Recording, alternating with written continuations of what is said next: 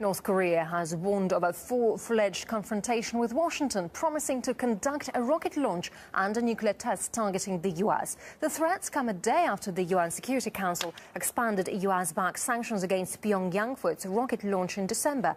And for more on the story, I'm now joined live by political analyst Niall Bowie. Niall, very nice to have you on the program. So how much of a threat does North Korea really pose to the US and its allies? I don't believe it possesses very much of a threat to the United States. Many military analysts have commented on the obsolete nature of most of North Korea's military hardware. Most of it is based on old Soviet designs. And although their long-range missile technology has improved in recent years, I don't think that they have the capability to directly attack the United States from where they are. I think really the danger is much greater for the people in South Korea.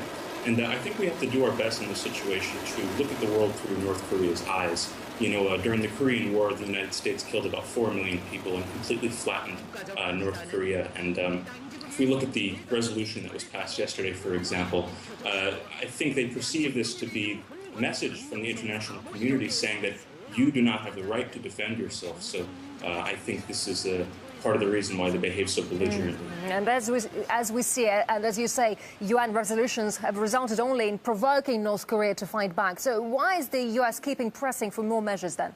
Aren't they just pushing Pyongyang into a corner?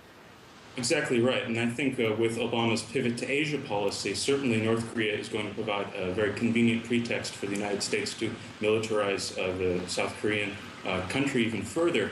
And I think, as well, we have to look at the position of Beijing on this issue. We know that the leadership transition, Xi Jinping is coming into power shortly, and I think that that government wants nothing but stability on the Korean Peninsula. They don't want a refugee crisis on their borders or a military conflict, for that matter, on their borders. So I think if we look at the incoming Politburo Standing Committee, many of the people who are going to be in the Chinese government have had direct experience studying in North Korea, so one would hope that the incoming administration in Beijing will be able to convince the North Koreans to behave in a more coherent way. Right, and it looks like the US is keen to challenge China's influence in Asia-Pacific, and North Korea being Beijing's longtime ally, does Washington want it to remain isolated? Yes, I certainly think so, and we see that with basically 60 years of economic sanctions which have done nothing for the country. You know, I was in Pyongyang last month, and I saw a propaganda banner that really stuck out to me, and it said, "We will live in our own way." So they're a completely defiant country, and they will oppose any country or international institution that will basically prevent them from perpetuating the system that currently exists. Could the latest war words actually result in an actual incident, like violence, for example?